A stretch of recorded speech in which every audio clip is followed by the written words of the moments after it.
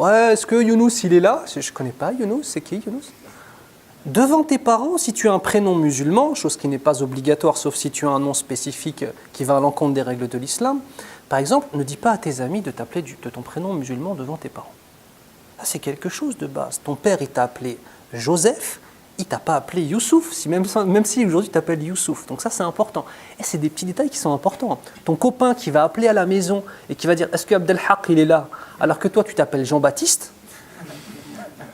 De qui tu parles?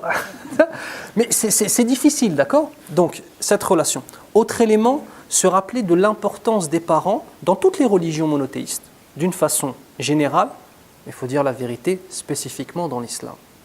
C'est-à-dire que tu es là grâce au fait que tes parents t'ont donné la vie. Ils t'ont offert l'existence. Quelle sera donc la seule façon que tu pourras avoir de les remercier de cela? C'est aussi de leur offrir la vie. Comment tu offres la vie à tes parents? En donnant la vie à leur foi et à leur cœur par le biais de l'islam. Ça veut dire que toi, si tu veux réellement remercier tes parents, il faut que tu aies comme souci de leur transmettre cette vérité. Encore faut-il être un bon support pour cette vérité. Parce que si toi tu viens, soi-disant, et que tu dis que l'islam ça rend heureux, que l'islam c'est la justice, que l'islam c'est la droiture, mais que tu souris pas, que tu es un zaaf de l'existence, que tu es un énervé de la vie, et que au lieu de voir que tu continues tes études et tu réussis, eh bien tu arrêtes les études, tu travailles plus, etc., tu n'es pas en train de véhiculer réellement le message de l'islam. Donc il faut être un support qui soit digne de ce message lumineux qui est l'islam. Ça c'est important. Aussi répéter à ses parents qu'on les aime et répéter à ses parents qu'on a besoin d'eux et que ce n'est pas parce que maintenant j'ai 1,8 milliard de frères et de sœurs que pour autant j'ai oublié mon père, ma mère et mes frères et sœurs de sang. Mais qu'au contraire, regardez, que nous dit Allah Azza wa Jal dans le Coran? Bismillah ar-Rahman ar-Rahim. Ya ayyuhalladhina amanu, qu anfusakum wa ahlikum nar. Oh vous les porteurs de la foi.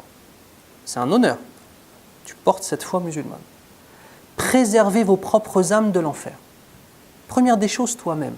Se converti ou se non-converti, peu importe, non-converti. Il y a nous et il y a vous. Converti ou pas converti, peu importe, il doit d'abord se construire lui-même. Wa ahlikum nar. Puis ensuite, dans une deuxième étape, ta famille. C'est-à-dire il faut vraiment avoir ce souci de transmission. Et dans la transmission, je vais finir là-dessus sur le conseil, dans la transmission, c'est important d'avoir le juste milieu.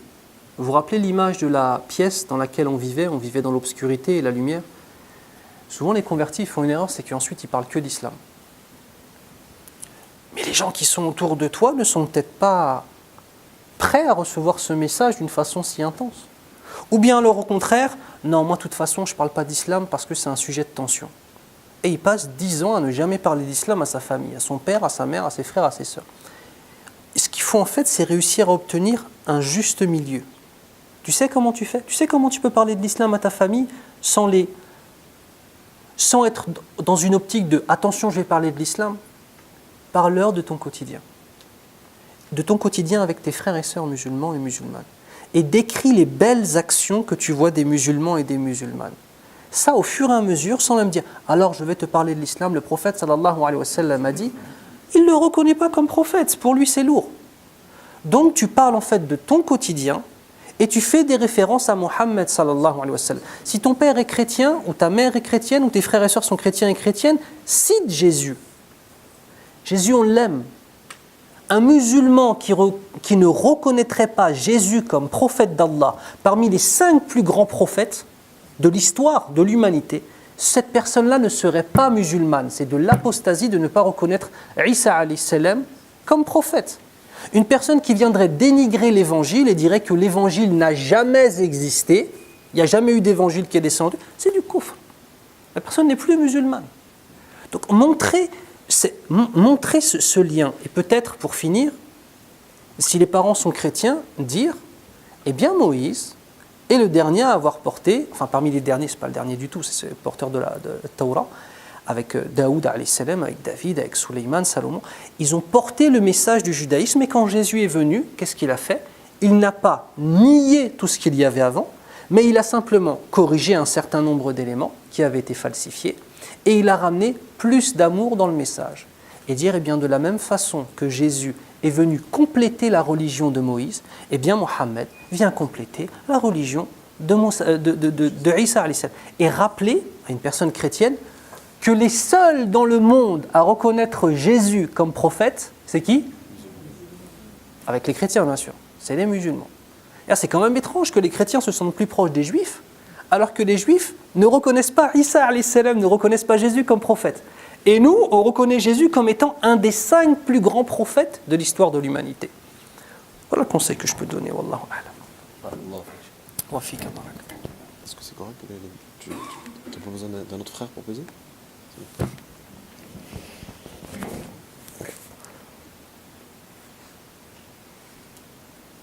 Je suis pas trop long dans mes réponses, ça va? Non?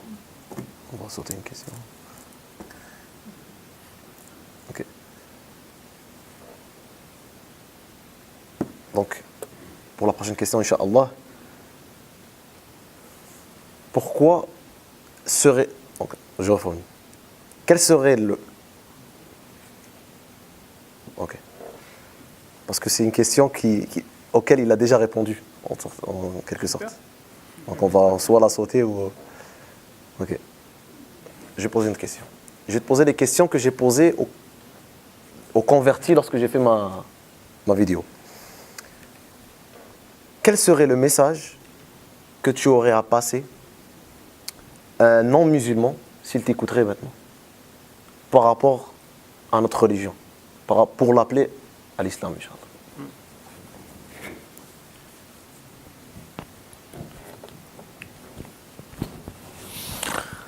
Bismillahirrahmanirrahim. Alors je vais peut-être vous étonner avec ce que je vais dire, mais le premier élément que je mentionnerai, c'est que Allah guide qui il veut, choisit qui il veut et égare qui il veut. Premier des éléments, ce n'est pas mon message et la clarté ou non de mon message qui fera qu'Allah va accepter un tel ou une telle ou le refuser. C'est notre Seigneur qui choisit qui il veut. Donc, tout revient à Allah. Et donc, faire dua, demande à Allah Azza wa Jal qu'il guide ceux qui aiment la vérité sur le droit chemin. Dites Amen. Ensuite, deuxième élément que je pourrais dire, ce serait de rappeler qu'on ne juge pas une religion aux hommes qui s'en réclament, par les hommes qui s'en réclament, mais qu'on peut porter un jugement sur une religion, sur l'éthique, les principes de cette religion et sur le prophète qui a ramené cette religion. Ça, c'est important. Regardez. Est-ce que la religion chrétienne est une religion qui prône le meurtre? Oui ou non? Dites non, bien sûr que non. C'est non. Mais faut en être sûr, les frères. La religion chrétienne ne prône absolument pas le meurtre. Au contraire, le sacrifice de soi, le fait de donner pour le pauvre, le fait de donner à l'indigent, de défendre le faible contre le fort, le fait de protéger, le fait de clamer la vérité. Voilà c'est ce que prônait Isa alayhi salam, Jésus. Mais si je prends par exemple la colonisation de l'Afrique, qui a été validée par le pape, par le catholicisme, est-ce que je vais juger la chrétienté par rapport à ces actes? Non, ce serait injuste de faire ça. Ce sont des hommes injustes qui, au nom de la chrétienté, ont fait ça. Parmi les plus grands massacres de l'histoire de l'humanité, celui des Amérindiens, fait par beaucoup au nom de la chrétienté. Est-ce que la chrétienté réellement recèle cela? Non.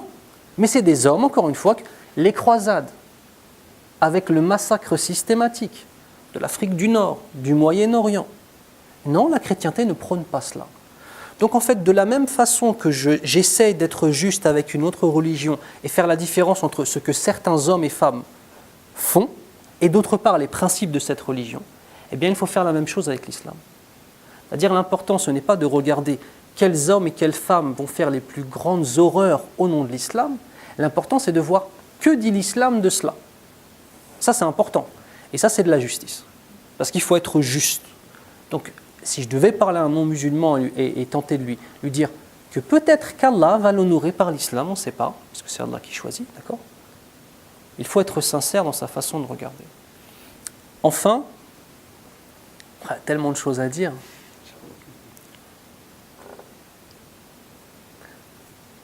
Que cette personne-là demande à Dieu, dans sa conception des choses, que nous on appelle Allah, Dieu et Allah, c'est la même chose dans le sens la divinité unique. Sauf que le mot Allah en arabe n'a pas de pluriel. Alors que le mot Dieu, on lui met un X, il y a un pluriel. Allah, ça veut dire la divinité unique qui n'a pas d'égal et il n'y a pas de pluriel dans le mot même en tant que tel. D'accord ? Et bien que cette personne demande à Allah de lui montrer la vérité. Parce qu'avant toute chose, ça c'est important dans la da'wah, mes frères, de se rappeler ça. Quand vous appelez quelqu'un à l'islam, ce n'est pas vous qui décidez. C'est Allah qui décide. Et toi, quand toi tu appelles à l'islam, tu n'es qu'un réceptacle. Tu n'es qu'un outil que notre Seigneur utilise pour faire passer son message.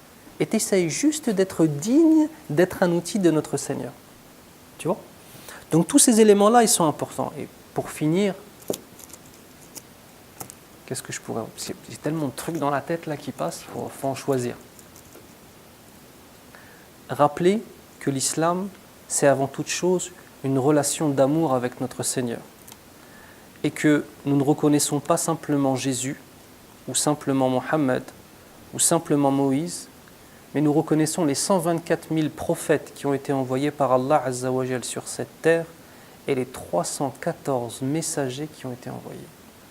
Et que Mohammed sallallahu alayhi wa sallam, qui est le dernier des prophètes, n'est absolument pas celui qui remet en cause cet héritage de tous ces prophètes, mais il est simplement l'homme, tout comme Isa, Jésus avant lui, qui vient compléter et qui vient mettre un point final à toutes ces révélations